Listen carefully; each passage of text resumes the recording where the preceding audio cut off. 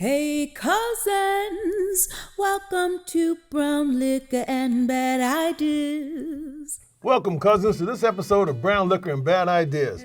I'm your host, Cornell Wright, the People's Lobbyist, and today we're talking about 10 days before Christmas. Join me and grab a quick one. Brown Liquor and Bad Ideas is intended for the participation of responsible adults of legal drinking age who wish to engage in substantive virtual discussions and social drinking for entertainment purposes only. Brown Liquor and Bad Ideas does not advocate the abuse of alcoholic beverages. Choosing to participate in any of the drinking activities shared in the program should be made with moderation and caution and is the sole responsibility of the user. So cousins, I'm still wearing my mask, as I hope you are too, and getting your vaccination both for COVID and for the flu. So here's all the vaccinations out there. So cousins, we're 10 days away from Christmas, which I celebrate and enjoy the season. And to all the cousins who celebrate other festivities during the course of the season, both religious and others, welcome and have a great time in a festive environment in your culture. So let me just give you a couple quick things. We all heard about the 10 to 12 days of Christmas. I can't sing, so let me just give you 10. How about that, okay? So the first one is, and I hope it doesn't have to be told, but your mother, your whomever raised you, grandmother, aunts, uncles, people, teachers, police officers, etc., they told you to thank people. So oftentimes I notice that cousins are out there and we're not thanking each other, all right? It's a small thing to recognize that someone's doing something for you, for your benefit, and to thank them. Now, that may be their job to fix you a cup of coffee or deliver something or to help you out, all right? But recognize that you're being given assistance and they do have a choice in regards to how they perform that task. So thank them. The second one is to appreciate the ones who you love and who love you. Because you think about it, cousins, a lot of times, think about the people who are caregivers for those loved ones who have fallen on some difficult times. It's hard when you are in pain or when you're having difficulty to appreciate that the one who's bringing you a glass of water, helping you out of bed, doing those things that no one else wants to do, to really appreciate them because they're also getting the brunt of all of your negative energies and your frustrations, right? I know that's hard.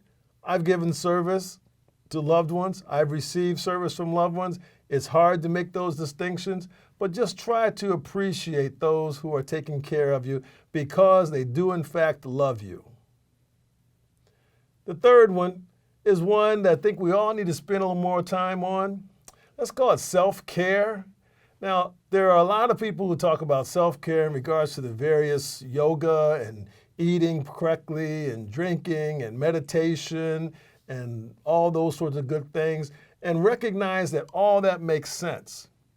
But there's relatively few of us that are really optimizing all the facilities and all the knowledge we now know in regards to our self-care. Spiritual self-care, okay, which is critical and key. Physical self-care, which is key. And your mental self-care. All those things have to be done in balance and in cooperation in order to what? Give you the best combination of what you can do and present into the world.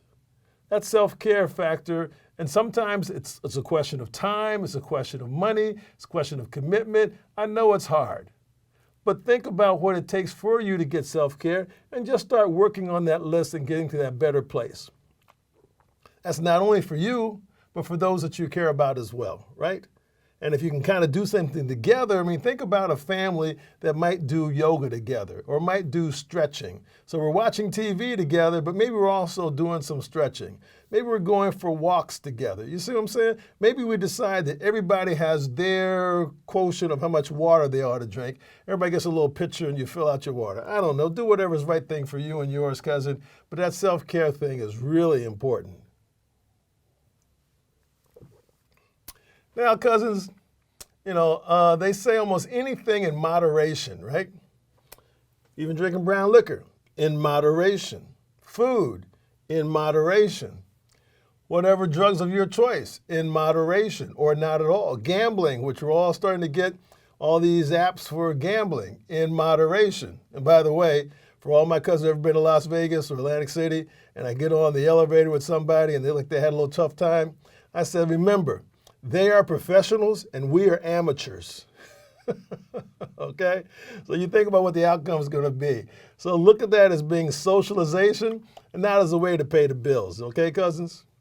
But you think about moderation and all the things that we do. Because we all know, maybe we forget sometimes, and I'm guilty of that as well, that too much is in fact too much, right? We just got through Thanksgiving and maybe everybody put on an extra 6 ounces, okay, as a result of Thanksgiving feasting. That's fine. We're moving into Christmas holiday season and there's more opportunities. Think about that moderation question because we want to get to the next day, don't we, cousins? Whether that's 24 hours or more. The other factor is, and this is one that's kind of easy to understand, but a lot of times we forget, cousins, is recognize that wherever you are, you need to have some gratitude. No matter what your circumstance or situations, because you know what, cousins? It could be worse. A story that a number of years ago, I was, a number of years younger. It was a nice sunny day. I was coming out of a local coffee shop. As I was going out, an older gentleman with one arm, a noticeable limp, and significant gray hair was coming in.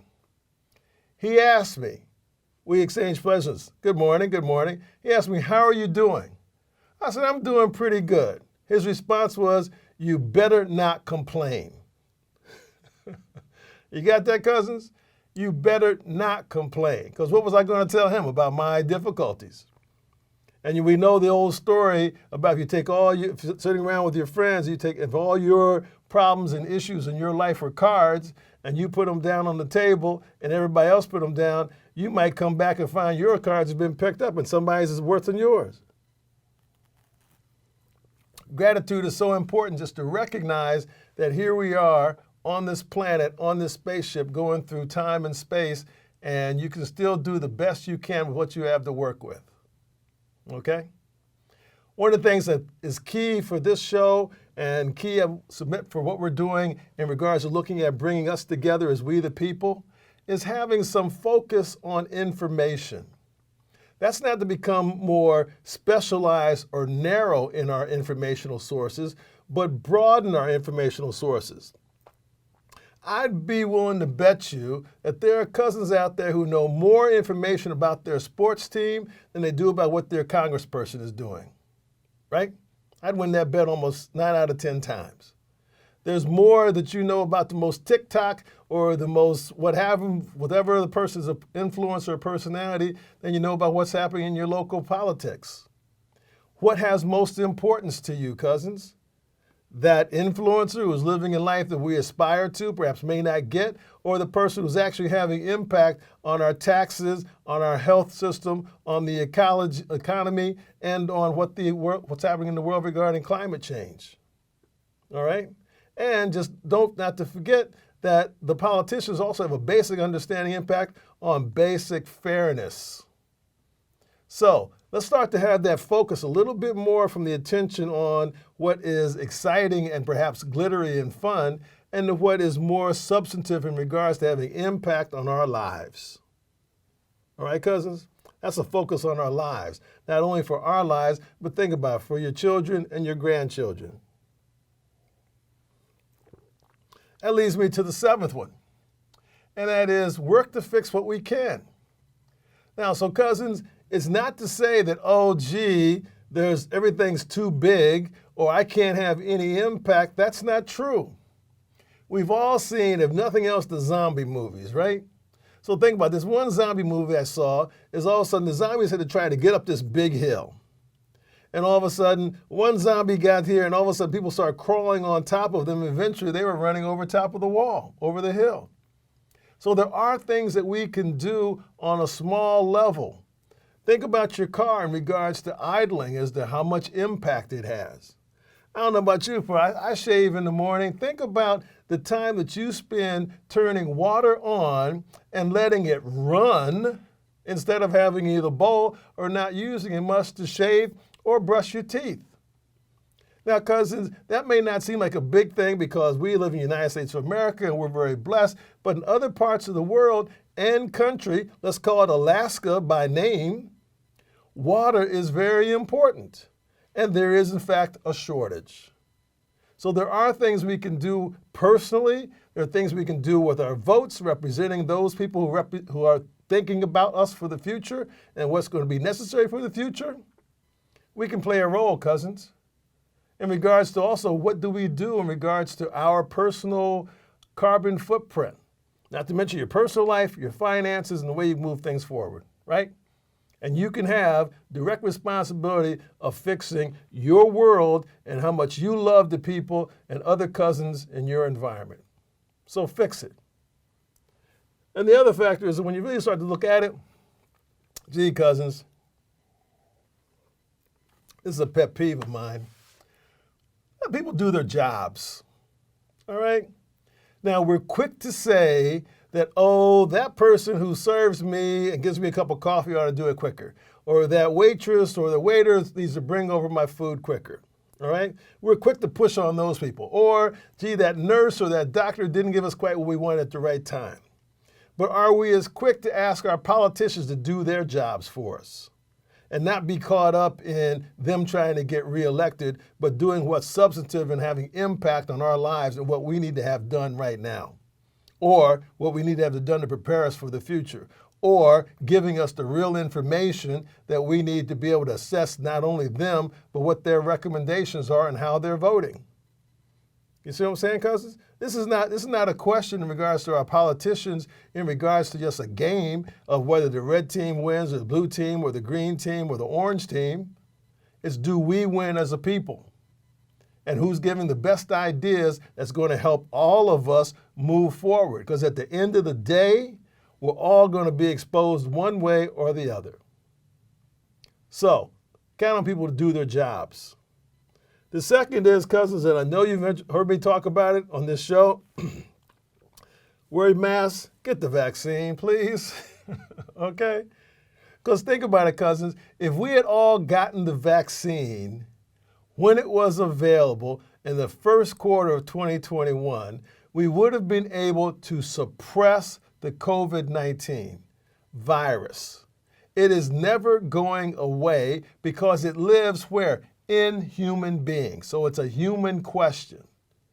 But what we do have the capability of, we can suppress it to the point that, gee, if there is a variation, and there will be, as we now know for sure, the variants come out, and then our scientists and our public health officials and those kind of people will be able to come in and say, oh, gee, Cornell has it. Let's suppress Cornell. Let's figure out, let's study it. Let's take care of him to the best of our abilities, okay? And then prevent it from spreading outside of his bubble. Doesn't that sound like a better way to approach things than all of a sudden, ooh, here it comes now, here it comes then, here's the next wave? We'd be prepared to do that, cousins, if we had gotten to the point that we were all taking the vaccines in an aggressive manner as they were available. There are people around the world who are clamoring for the luxury we have in our country of being able to have the vaccine. Get it. So we can eventually get to the point that we can kind of fix this whole thing. And last but not least, if we get to Christmas, what is the Christmas story? All right? The Christmas story is bringing good tidings of joy to everyone. I would submit that another way of looking at good tidings of joy is having empathy. Is recognizing that my world and my life is not your world and your life. And as a result of that, I need to have a better understanding of what you've been through.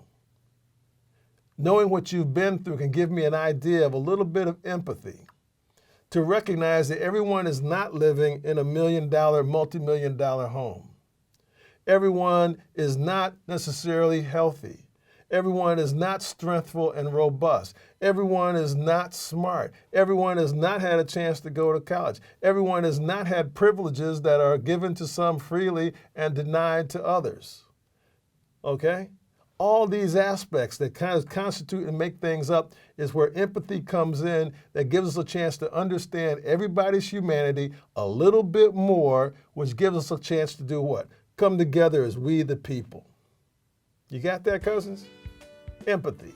It's going to be coming Christmas. Think about empathy as being part of the Christmas message this year. So, cousins, that's my 10 days before Christmas. Thank people. Appreciate the ones you love. Self-care, moderation, gratitude. Focus on information that's important regarding our political aspects. Fix the work what we can. Count on others to do their jobs, especially our politicians. Get your vaccine. And last but not least, empathy. Take care of yourselves, cousins. Wear your masks. Might have one with me for the holiday season, of course. We'll talk about that again next week on Brown Liquor and Bad Ideas. We are the people.